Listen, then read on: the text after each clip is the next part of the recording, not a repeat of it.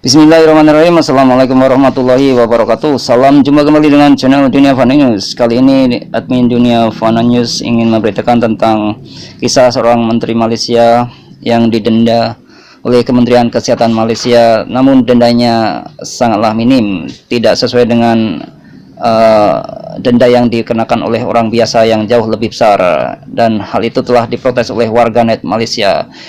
Tajuk berita dari CNN Indonesia Internasional itu adalah denda Menteri Malaysia langgar karantina minim. Warga marah.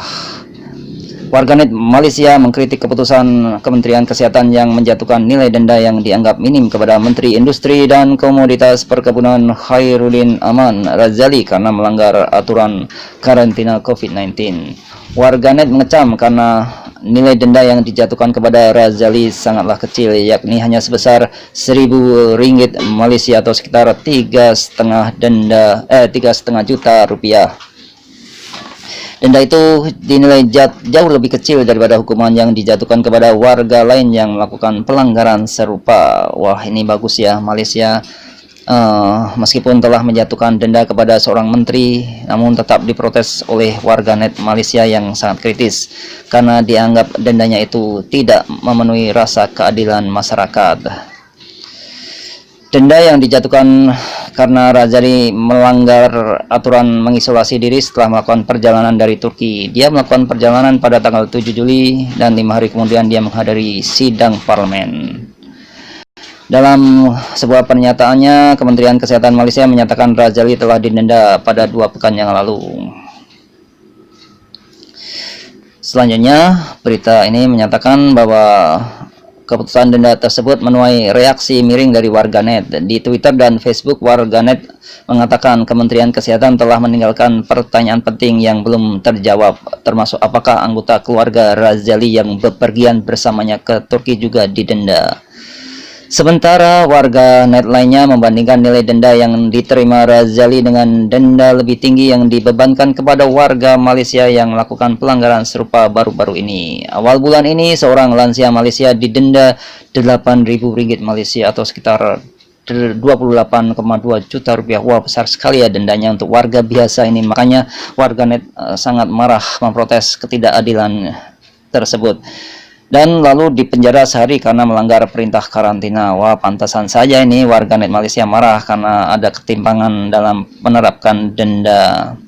Seorang pengacara bernama Lim Wijit menulis di Twitter bahwa pelanggaran itu sama dengan yang dilakukan oleh Razali. Sebagai pengacara, prinsip kesetaraan sangat dekat di hati saya. Kalau tidak ada persamaan, maka akan ada 2 kelas di Malaysia. Akan ada sinisme dan penghinaan terhadap hukum oleh orang biasa. Wah, ini patut menjadi contoh di Malaysia. Meskipun seorang menteri telah didenda karena melanggar aturan, namun bila mana dendanya itu tidak memenuhi rasa keadilan, maka akan terus diprotes oleh warga Malaysia.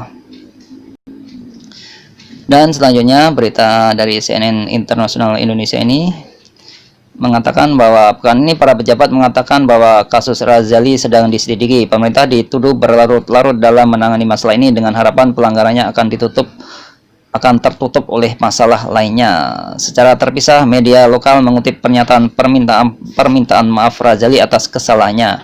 Dilaporkan juga bahwa dia akan menyumbangkan gajinya dari Mei hingga Agustus ke dana bantuan COVID-19. Alhamdulillah, bagus sekali ya menteri ini, meskipun dia telah melanggar dan didenda dan dianggap dendanya itu kurang memenuhi rasa keadilan, lantas dia menyumbangkan gajinya untuk penanganan COVID-19.